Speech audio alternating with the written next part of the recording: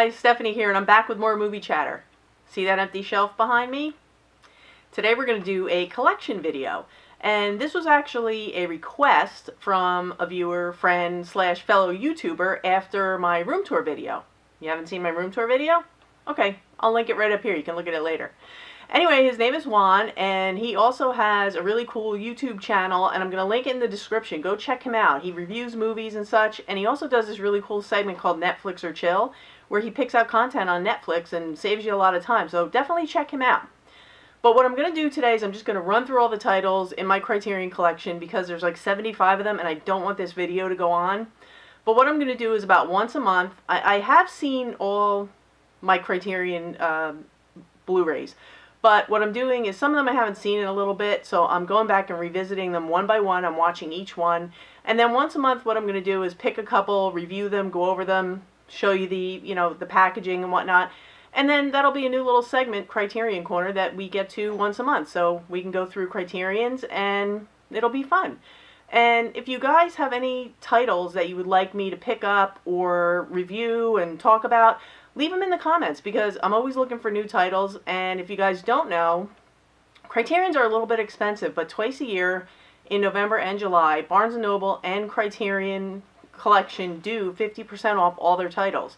So I'm starting my list for July, and I have a few ideas in my head. But like I said, if you guys want any titles reviewed or picked up, let me know in the comments, and I'll definitely pick them up and check them out. I'm always looking for suggestions.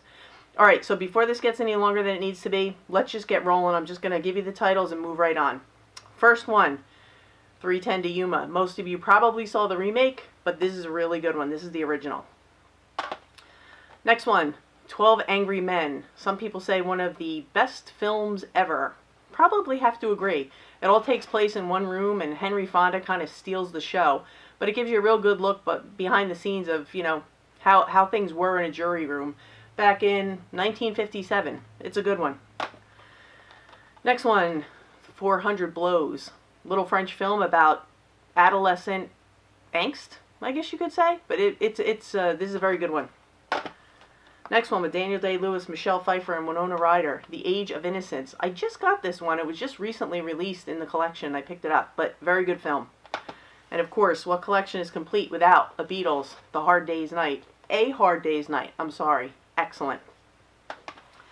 Next one. This film was completely restored after it had been damaged in a fire, the Apu trilogy.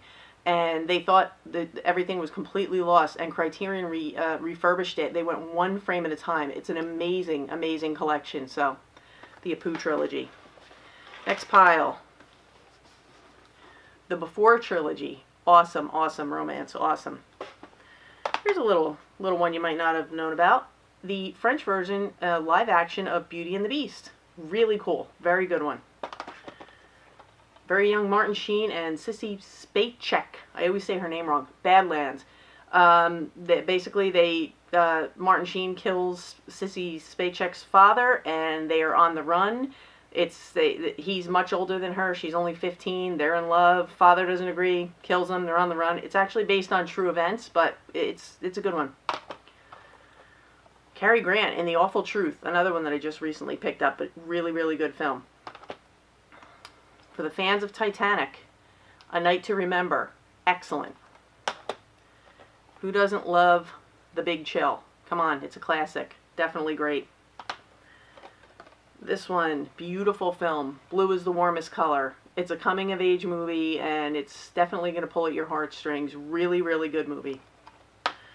And my first Wes Anderson one in the collection, Bottle Rocket. Love this one. Alright, next one. Boyhood. It's really long. It's like 3 hours. I don't know if I'll ever watch it again, but I'm glad I saw it. It's decent. It was an interesting concept. So, yeah, check it out. Boyhood. I already talked about this one in another video. And if you didn't see that video, I'll link that too. The Breakfast Club.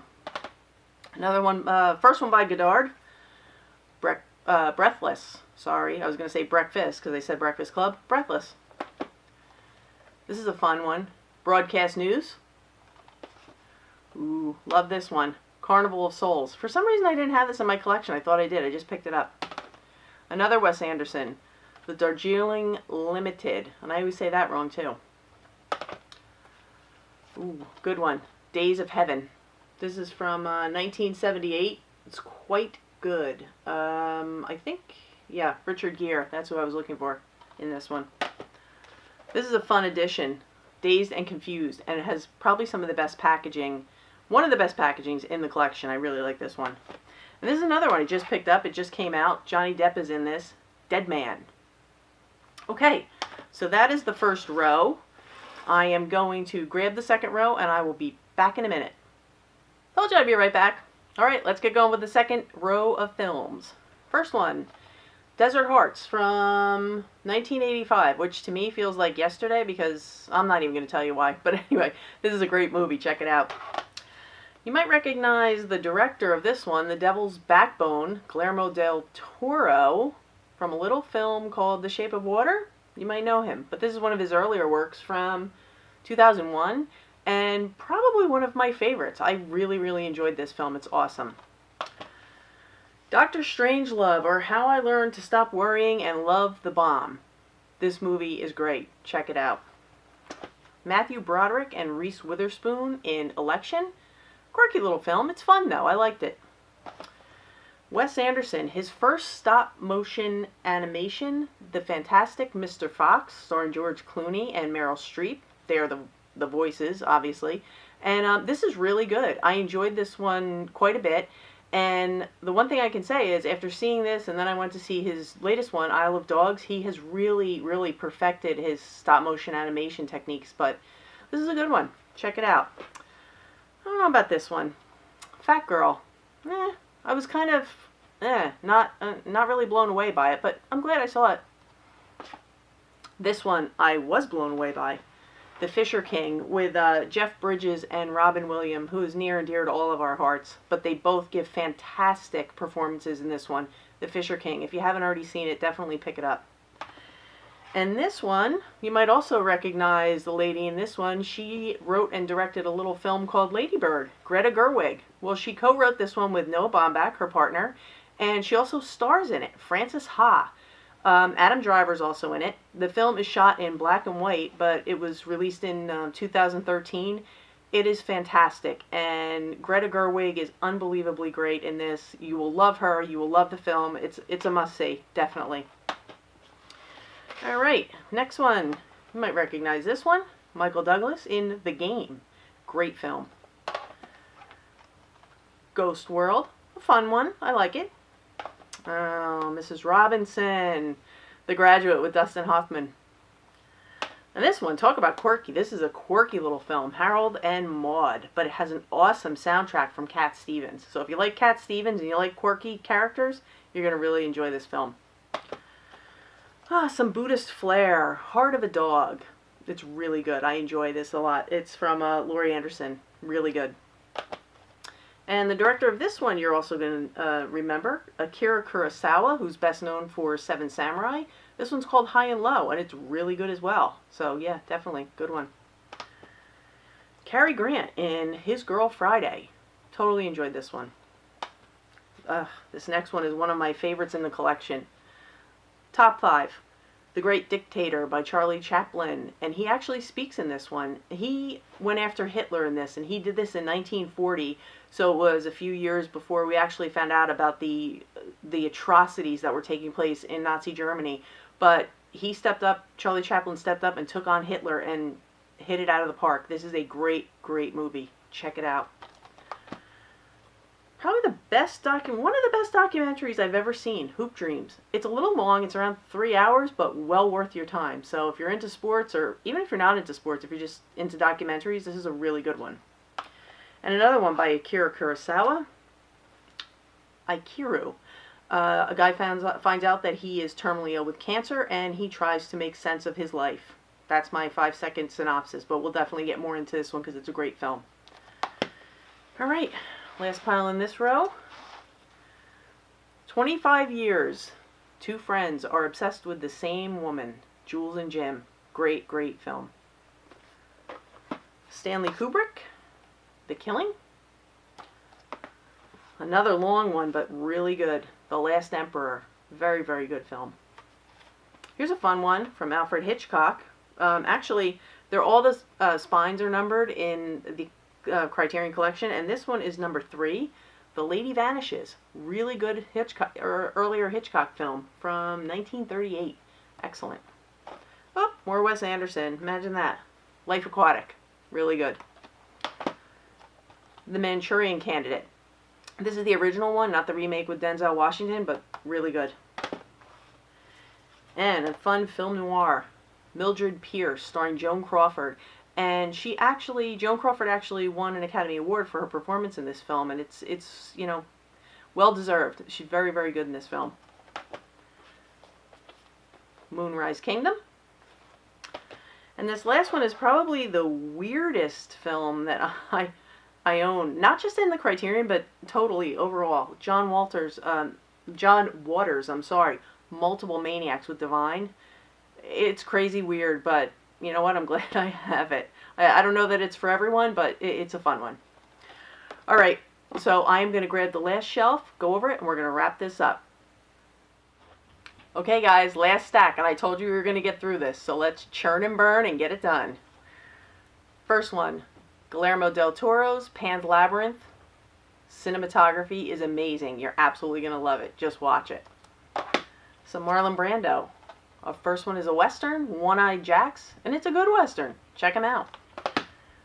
Second one, I just rewatched this about a month ago, On the Waterfront. He plays a little bit of a bully, but kind of a nice bully, if you can be a nice bully. Anyway, it's a gangster film, and I really enjoyed it. So yeah, check this one out. It's from 1954, so it's a little earlier one. George A. Romero's Night of the Living Dead. Do we really have to say anything else about it? It's awesome. Here's one for the John Wayne fans, Red River. Beautiful box set. And this is what I'm talking about with Criterion. Look how much you get for your money. And if you're a diehard John Wayne fan, this is definitely a must-have. It's a good one. Tim Robbins and Whoopi Goldberg in The Player. And this is a good one, with Cary Grant, Katharine Hepburn, and Jimmy Stewart, The Philadelphia Story.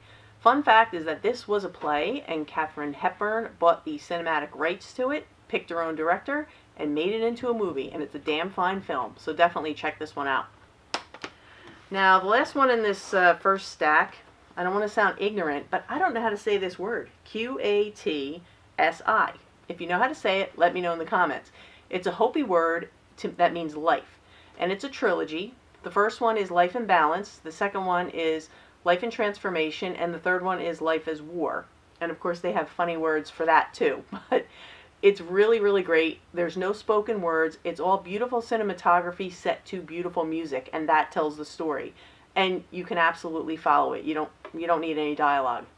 And a fun little fact about this trilogy is that the director of photography is a man by the name of Ron Frick, who actually went off into his own project after this called Baraka. And it happens to be one of probably my favorite films of all time. First or second. Anyway, it's the same type of concept, and I will review it at some time because I think it's one of those films that everyone should see. But until then, check this one out.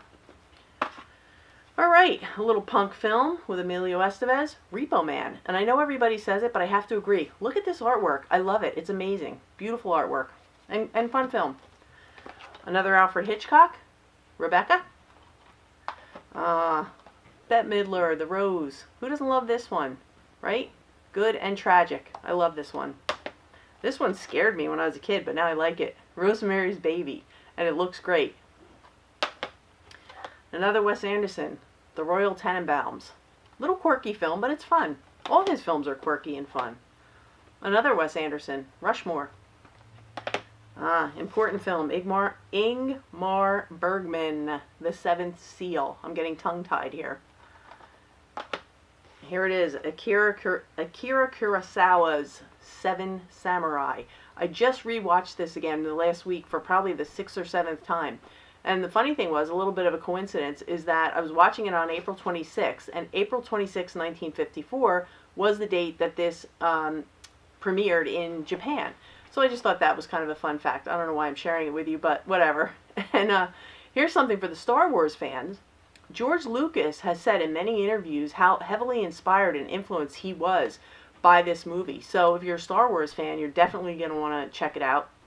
Even if you're not a Star Wars fan, check it out because it's a great, great movie. It's one of those films that you just have to see before you die. Yes, it's 3.5 hours long. Yes, it's in black and white. Yes, it's subtitled, but it doesn't feel that way. It just flows, and it's so good, and it gets better with every watch. So you really do yourself a favor and check it out at some point. Just put it on your list.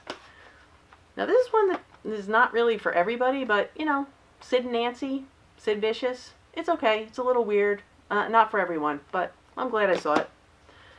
And this one is for everyone. Clarice, Silence of the Lambs, finally got a Criterion treatment, and it looks and sounds fantastic.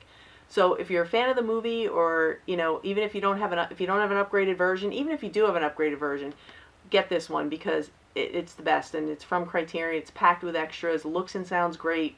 It's a must-have. All right, last little stack here. First one, Dustin Hoffman in Straw Dogs. This is not the remake. This is the original, and man, oh man, is this a good movie. Definitely see this one. Noah Baumbach's The Squid and the Whale, starring Jeff Daniels, Laura Linney, Owen Kline, and Jesse Eisenberg, very young Jesse Eisenberg. And it's about parents who decide to get divorced, and they have 2 young boys, and it's kind of how the family navigates through the divorce. It's a little depressing at times, a little weird at times, but it's good. It's weird in a good way. If you've seen it, let me know your thoughts in the comment, and, you know, let me know what you think. Definitely, yeah, if you haven't seen it, check it out. Dustin Hoffman in Tootsie. Another creepy one I thought I had, but I didn't. The Uninvited. Now I'm glad I have it, because I do like it. This one I just got this past week. The Virgin Suicides by Sofia Coppola. She directed it, and I haven't seen this one in quite some time, but I do remember liking it. So when I saw it was coming to Criterion, I definitely picked it up. Now, this one is a French film, and I do not know how to say it, but I know it means My Life to Live. I'm not even going to attempt to say that title, but if you know how to say it, tell me in the comments. Anyway, she's a prostitute, and we follow her around, and it is a really, really good, it's a good movie. So yeah, it's French, it's subtitled, but check it out.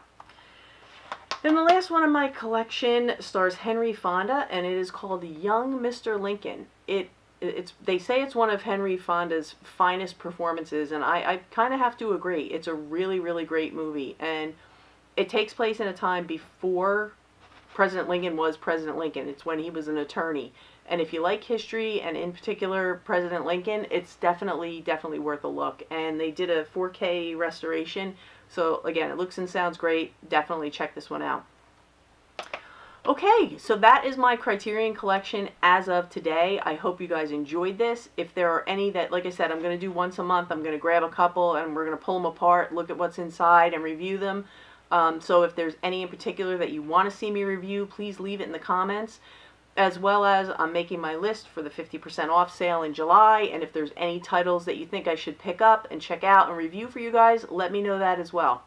Until then, I want to thank you guys for watching. As always, I truly appreciate it. If you enjoyed this video, please give it a thumbs up. Consider subscribing and hitting that notification bell so you know when I upload. And you know I'm going to be back on Wednesday with your weekend watch picks. That's my new weekly segment where I give you guys ideas for your home and theater entertainment on the weekends. So until then, I just want to again thank you guys and let you know that that's a wrap.